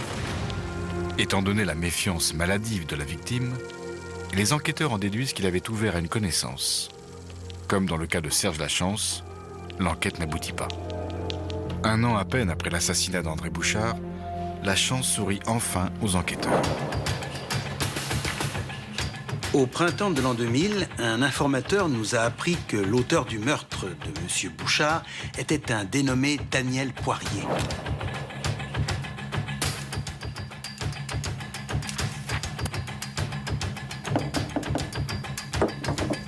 L'informateur révèle alors que le récidiviste, Daniel Poirier, souhaitait se faire ouvrir la porte par un proche de la victime.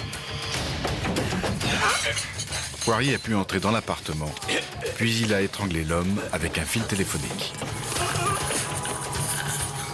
À un moment donné, M. Bouchard s'est réveillé, est revenu à lui et aurait reconnu M. Poirier. Donc, et bon, pour ne pas laisser de témoin, il a décidé de l'achever en le poignardant.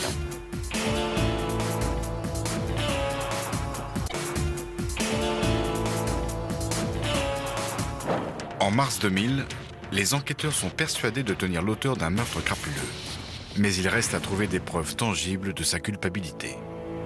Voilà qui est plus facile à dire qu'à faire. Le suspect est cependant à portée de main, car il est derrière les barreaux pour des affaires de hold-up.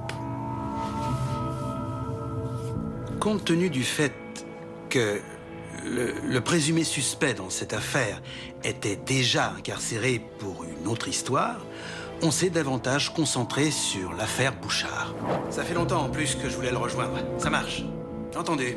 Ciao. La première stratégie pour éviter de faire chou blanc à l'interrogatoire et d'avoir 4 enquêteurs à parler au même suspect de 4 affaires différentes, on a concentré nos efforts et il y a eu une stratégie globale qui a été mise en place. Cette stratégie était, par l'intermédiaire de l'enquêteur Beaulieu, était d'aller rencontrer Poirier à la maison d'arrêt, d'interpréter ses réactions et de savoir s'il avait des alibis.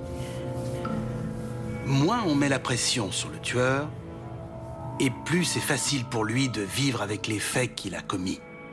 Donc la stratégie était d'aller augmenter la pression sur Poirier à la maison d'arrêt. De plus, compte tenu du fait qu'il était incarcéré, le seul moyen qu'il avait pour essayer d'avoir des informations, soit par sa famille, soit par des amis, c'était le téléphone.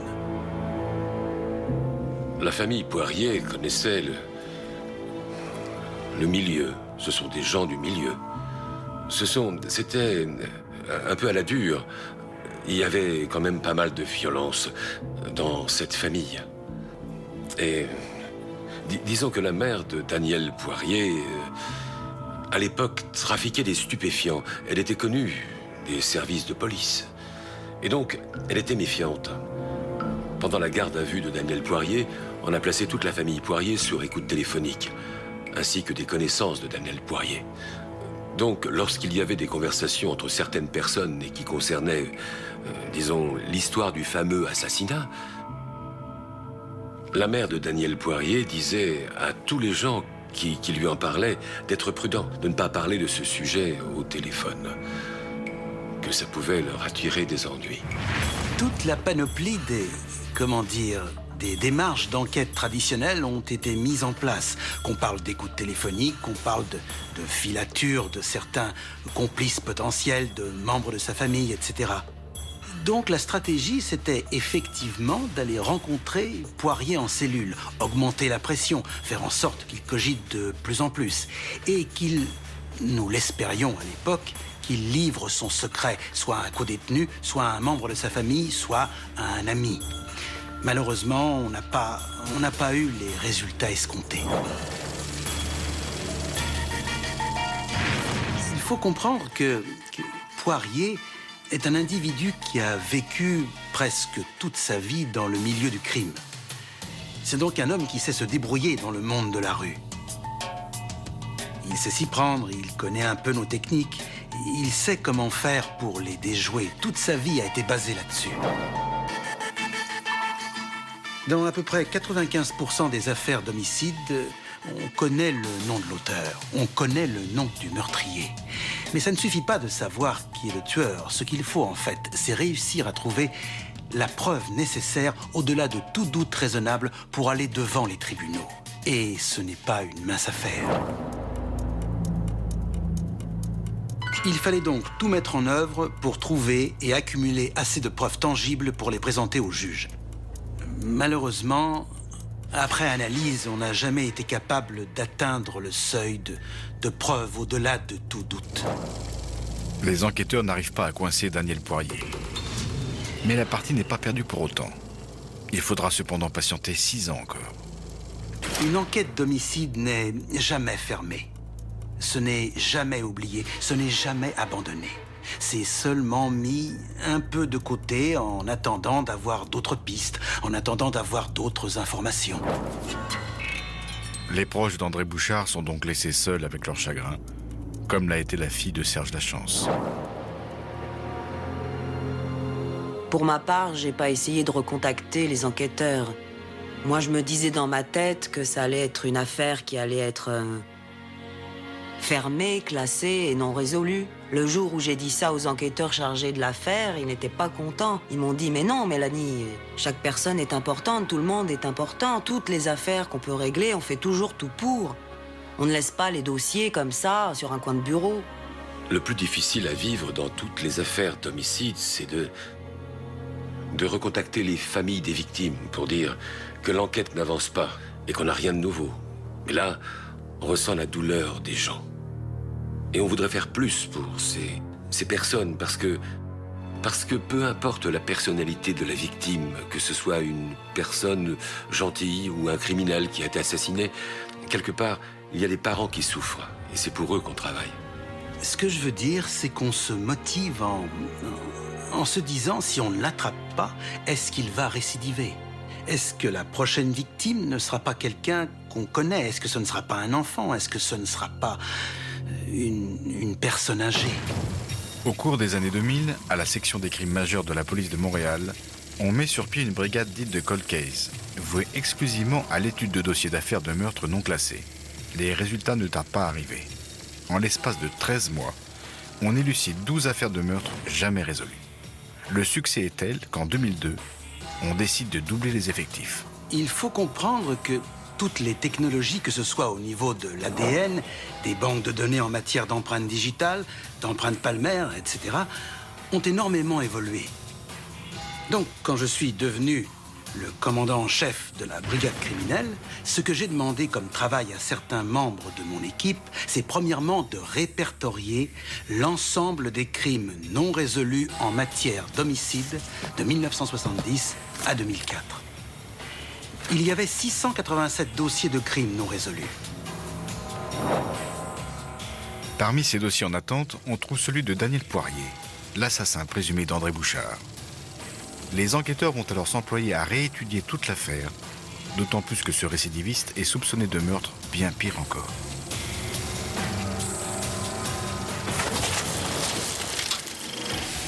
À l'été 1999, Serge Lachance, un petit trafiquant solitaire, a été sauvagement assassiné chez lui d'une quarantaine de coups de couteau. On présume que le meurtrier cherchait de la drogue. 5 mois plus tôt, André Bouchard, retraité, a lui aussi croisé la route d'un tueur qui l'a poignardé à de multiples reprises avant de voler ses économies.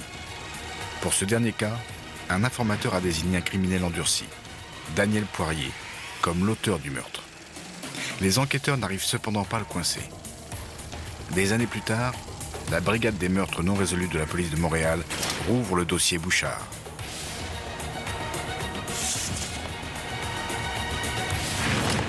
À ce moment-là, on a repris l'enquête d'André Bouchard et on a Regardez à nouveau les facettes. Comme j'expliquais tout à l'heure, avec l'ADN, on a refait des demandes d'expertise complètes. Les enquêteurs sont d'autant plus motivés qu'ils ont obtenu une information capitale de leur indique, qui a désigné Daniel Poirier en l'an 2000. Celui-ci n'aurait pas seulement assassiné M. Bouchard, il aurait fait pas moins de 3 autres victimes, dont Serge Lachance. En 1999, on n'avait pas fait le rapport entre les meurtres similaires de Bouchard et Lachance, commis à 5 mois d'écart. Et autant dans le dossier Lachance que dans le dossier Bouchard, l'arme du crime était un couteau et il y avait aussi eu acharnement. Donc, il y avait peut-être des liens à faire. Mais à cette époque-là, c'était des crimes violents comme on en comptait une 60aine par an. Les enquêteurs estiment que leur informateur est fiable. Il y a certains détails sur la scène de crime dont jamais personne n'avait entendu parler. Entre autres que le corps de Lachance avait été déplacé. Cette info n'a jamais été donnée dans les médias. Ça n'a jamais été ébruité. Il n'y avait que l'enquêteur et le technicien du labo scientifique qui possédaient cette fameuse information. On est donc arrivé à la conclusion que Poirier pouvait être impliqué dans 4 affaires d'homicide. Nous voilà en 2008. Richard Dupuis, le patron de la division des crimes majeurs, avait été l'enquêteur principal dans l'affaire de l'assassinat de Serge Lachance, commis 7 ans plus tôt. L'idée de relancer les recherches sur le tueur de Daniel Poirier, qu'il n'avait pas pu coincer, n'était pas pour lui déplaire. Surtout que celui-ci avait frappé 4 fois. Il y avait une présomption assez importante. Il leur manquait probablement des preuves matérielles ou évidemment des aveux. C'est toujours quelque chose qu'on recherche. Donc ils ont mis en place une enquête qui a fonctionné, une enquête assez particulière. À court de moyens pour coincer Poirier, les enquêteurs vont devoir recourir à la ruse et lui tendre un piège. En février 2008, un policier déguisé en truand fait mine de se lier d'amitié avec le suspect. Il lui fait raconter chacun de ses 4 assassinats présumés en détail. Poirier ne peut pas savoir que cette conversation est enregistrée par une caméra et un micro caché. Fort de ses aveux involontaires, les enquêteurs procèdent bientôt à son arrestation. Il est amené à la section des homicides de la police de Montréal, où on le soumet à un long interrogatoire.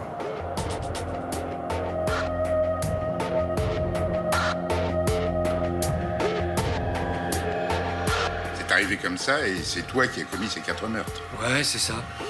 Soit ceux de Julien Murat en 1991, Sylvain Soriol en 1993, André Bouchard et Serge Lachance en 1999.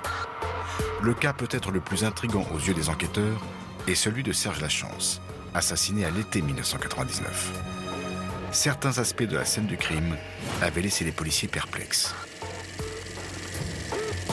Allez, dégage, je te dis. T'es chez moi ici. Touche pas, t'entends? Pour qui est-ce que tu te prends? On s'est battu. Avec ton couteau, tu l'as poignardé. Ouais.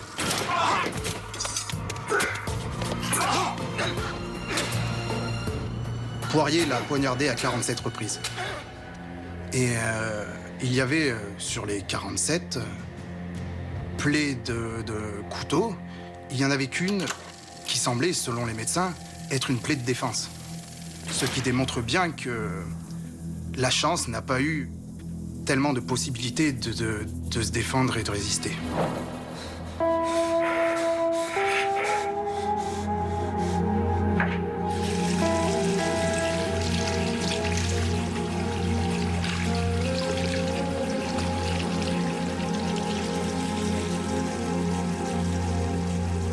Et donc, après, Poirier est parti. Et ce qui est particulier dans cette affaire, c'est que quelques jours plus tard, Poirier s'est rendu compte, il s'est dit « Oups, j'avais envoyé mon numéro de téléphone sur le beeper de Lachance. » Et là, peut-être que si la police le trouve, ils vont remonter jusqu'à moi à cause du beeper. Et comme ils n'avaient pas entendu parler du fait qu'on ait trouvé un corps dans cet appartement, il est donc retourné sur les lieux dans le but de récupérer le beeper. Et donc là, tu t'es rendu compte que c'était fini? Ouais. Tu as pris le beeper tout de suite? Ou tu es revenu quelques jours après? Je suis revenu après. Tu es revenu plus tard pour chercher le beeper, hein? Ouais. C'est ce que je voulais savoir. Et sur les lieux, il a essayé, comme je l'ai expliqué tout à l'heure, de brouiller les pistes en tentant de maquiller la scène. C'est là où il a fait plusieurs modifications, entre autres en baissant le pantalon de la Chance. Ce qui nous laissait croire qu'il avait pu y avoir une agression sexuelle, ou bien qu'il s'agissait d'un conflit entre homosexuels. Il a pris le beeper. D'ailleurs, il a laissé des traces dans le sang, des empreintes de chaussures dans le sang, qui étaient sur le sol de l'appartement. Dans l'affaire La Chance, pourquoi le tueur, avec tout le sang-froid qu'on lui connaissait, était retourné plusieurs jours, voire seulement 2 jours après l'assassinat, sur les lieux du crime? Il prenait un risque énorme. Quelques jours plus tard, se rendant compte qu'il n'entendait pas parler de ce meurtre, il a lui-même appelé la police. Il est allé dans une cabine téléphonique et il a appelé la police pour dire « Allez à tel endroit, vous allez y trouver un cadavre ». Comment expliquer que ce soit le tueur qui contacte les secours?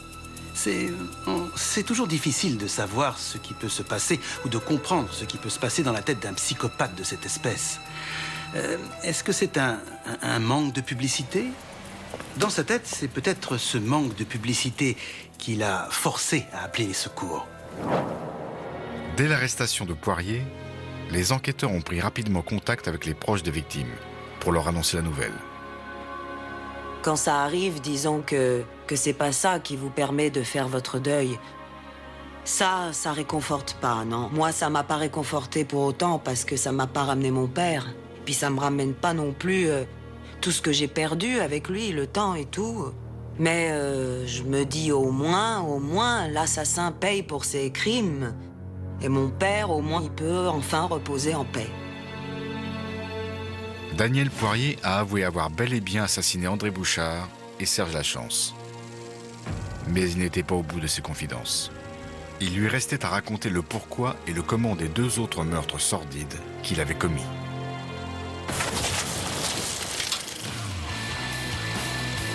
Les enquêteurs des homicides, grâce à leur indice, ont su dès l'an 2000 que Daniel Poirier a tué 4 fois au cours des années 90. Mais malgré tous les moyens mis en œuvre pour épingler ce tueur en série, il n'arrive pas à accumuler les preuves matérielles pouvant mener à sa condamnation. En 2008, on lui tente un piège dans lequel il se jette tête baissée. Arrêté aussitôt, il passe aux aveux dans la salle d'interrogatoire du bureau des homicides. Il raconte ainsi les circonstances des meurtres d'André Bouchard et de Serge Lachance. Il fait de même pour les 2 autres assassinats qui lui sont imputés. Il remonte à 8 ans avant ceux de Bouchard et Lachance. Sa première victime, du nom de Julien Murat, avait été tué le 23 novembre 1990 dans son appartement à Montréal.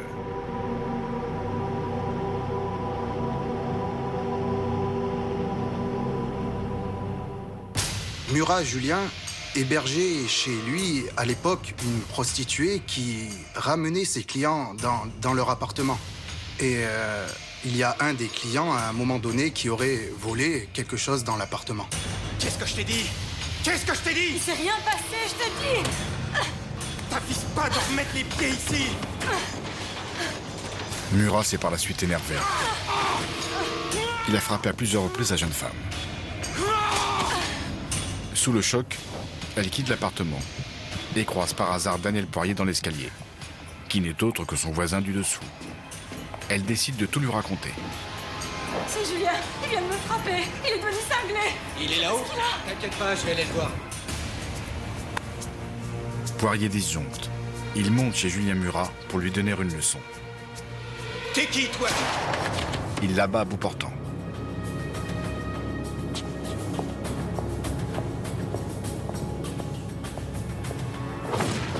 La deuxième victime de Poirier, Sylvain Soriol, avait 30 ans quand il a été tué le 30 mars 1991. Dans le cas de Sylvain Soriol, Poirier lui reprochait de faire peur aux personnes âgées du quartier, de terroriser les vieilles personnes du coin, et c'est ce qui justifierait, selon ses dires, son meurtre. Poirier est rentré, Monsieur Soriol dormait sur le canapé. Monsieur Poirier avait un marteau. Il avait enveloppé le manche dans un chiffon pour ne pas laisser d'empreinte et il l'a massacré. Dans le cas du meurtre d'André Bouchard, Daniel Poirier tentera aussi de s'expliquer.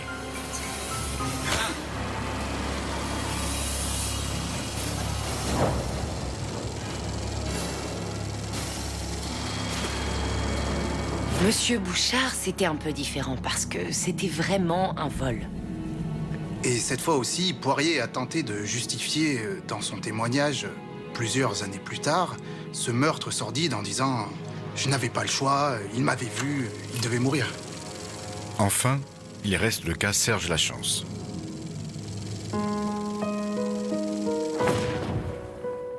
Monsieur Poirier dira pour Serge Lachance que ça faisait 2 fois qu'il lui vendait de la drogue de mauvaise qualité. Donc il y est allé pour s'expliquer, et puis il y a eu une bagarre. Il y avait un couteau dans le salon, et Monsieur Poirier s'en est servi 47 fois. La fille de Serge Lachance aura l'occasion d'entendre Poirier raconter les terribles circonstances de l'assassinat de son père.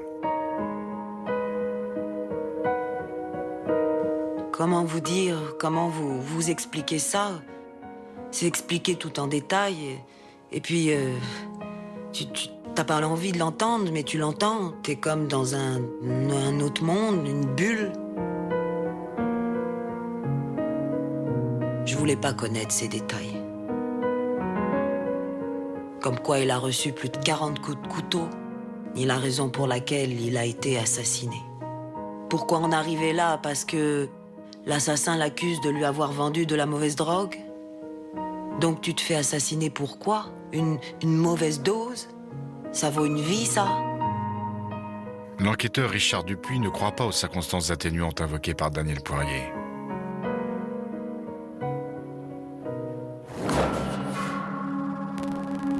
À chaque fois, à l'entendre, c'est presque lui qui est un peu le sauveur.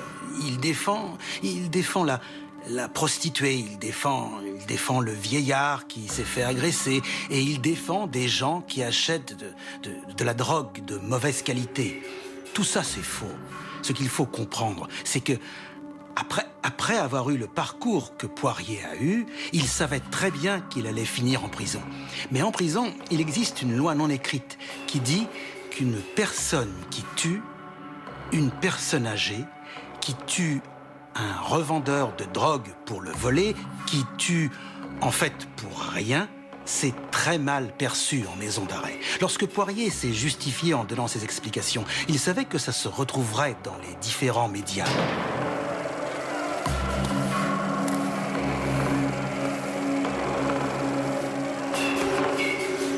Il ne voulait pas arriver en prison en ressentant une certaine pression des co-détenus. Mais dans les faits, ce n'était que ça. Ces meurtres sont directement reliés à sa psychopathie et au vol. Il a volé M. Bouchard, il a volé Lachance, il a volé Soriol. Ce n'était que ça.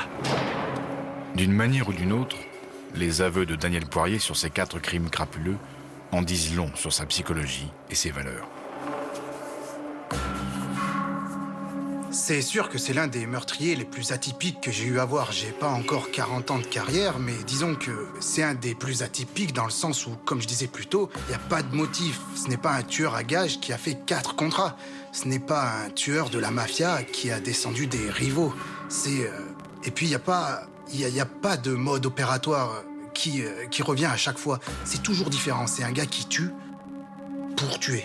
Ils peuvent arriver sur les lieux, ils peuvent arriver dans le cadre d'une discussion. Et lorsqu'ils voient qu'ils n'ont pas raison, les fils se touchent, comme on dit. Et eh bien, ils passent à l'acte. C'est aussi simple que ça.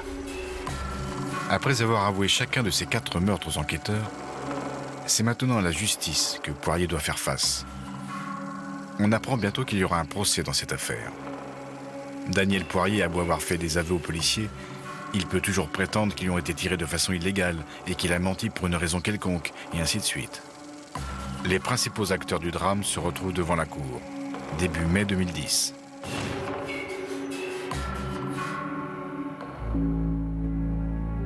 J'ai vu Daniel Poirier sur le banc des accusés quand je suis allée à son jugement.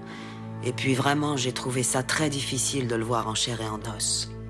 J'aurais quasiment préféré ne pas le voir parce que maintenant j'ai une image de lui. Alors qu'auparavant, je n'avais aucune image de l'assassin de mon père. Et cette image, eh bien, elle va toujours rester.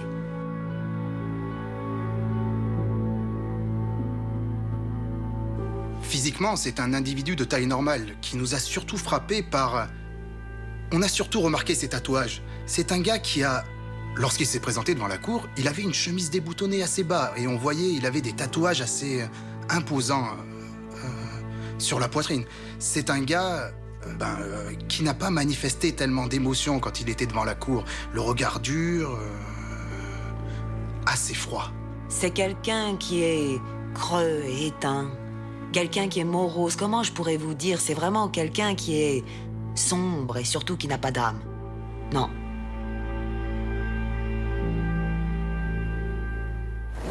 Eh bien, en fait, Daniel Poirier est arrivé pour son procès. On commençait les requêtes avant de choisir le jury. Et puis, Monsieur Poirier a fait volte-face, en quelque sorte. Il a décidé de plaider coupable. Il était accusé de 4 homicides non prémédités. Il ne reste plus au tribunal qu'à décider du sort de l'accusé de 50 ans. Combien de temps Daniel Poirier devra-t-il passer en prison avant de réintégrer la société? Avant de prendre sa décision, le juge Brunton entendra les témoignages des proches des victimes.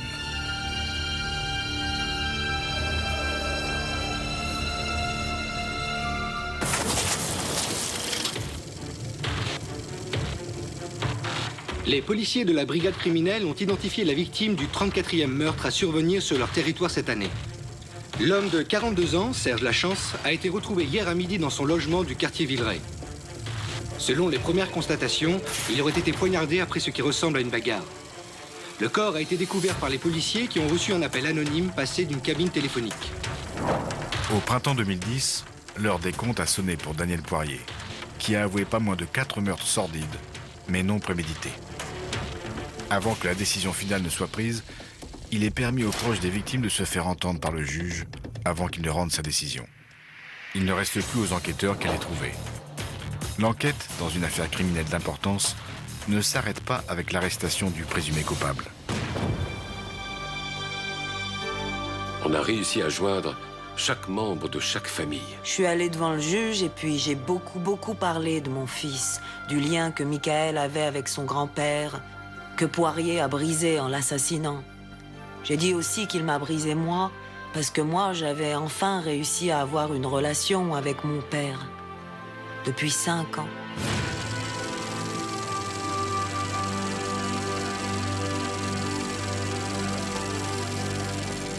Enfin, on était en train de bâtir quelque chose, lui et moi. Et puis lui, il est venu briser tout ça, casser ce qu'il y avait, il est venu me le prendre. S'il a été offert aux proches des victimes de Daniel Poirier d'exprimer leur douleur, celui-ci a aussi le droit de se faire entendre.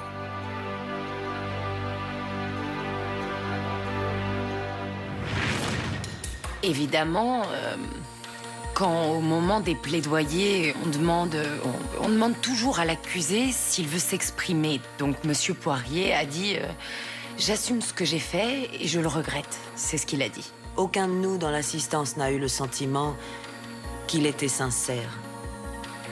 Il est venu là pour dire dans le fond quelque chose parce que c'était mieux que de ne rien dire. Mais on ne l'a pas senti sincère du tout. Autant moi que les 4 autres parents. C'est la première chose qu'on s'est dite en sortant du tribunal. Une fois les délibérations terminées, le juge fait entendre sa décision.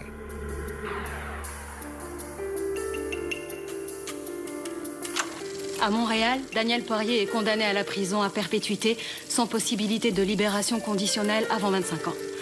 Il a plaidé coupable il y a une dizaine de jours pour 4 meurtres non prémédités commis dans les années 90 dans l'arrondissement de Hochelaga-Maisonneuve. Il a été arrêté en 2008 grâce à des agents d'infiltration à qui il s'est vanté de ses crimes.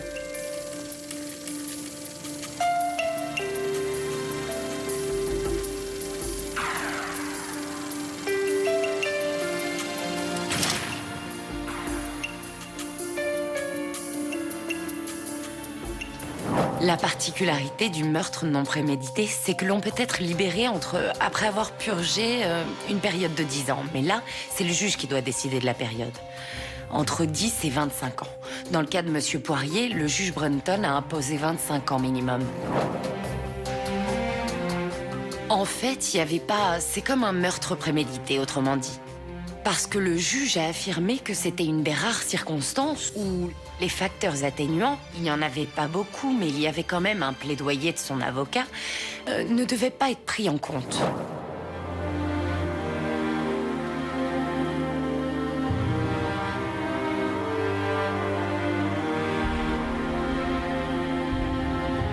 Monsieur Poirier, si on peut le décrire un peu, c'est un homme qui a agi là avec un sang-froid incroyable, qui a réussi à vivre, à continuer à vivre en ayant commis 4 meurtres absolument gratuits pour des raisons futiles. Il touchait à peu près à tous les petits crimes possibles et imaginables. Il pouvait, s'il y avait de l'argent à se faire, être dans les stupéfiants. Il pouvait être proxénète. Il pouvait commettre des vols, il pouvait commettre des vols avec violence. Il touchait à peu près à tout. Toute sa vie a été consacrée au crime. Ce n'est pas le genre de personne à chercher un travail honnête. C'est quelqu'un qui pensait, est-ce que je peux gagner de l'argent en volant? Est-ce que je peux gagner de l'argent avec les prostituées? Est-ce que je peux gagner de l'argent avec la drogue? La seule différence avec un autre délinquant du même genre, c'est que Poirier n'accorde aucune valeur à la vie humaine. Vous avez quelque chose, il le veut, il vous élimine. Lors des plaidoiries, son avocat a précisé que Poirier avait eu une enfance difficile. Là non plus, il ne faut pas être dupe. Ça, c'est un discours qu'on entend vraiment très souvent dans toutes les cours de justice pour essayer d'amoindrir la peine.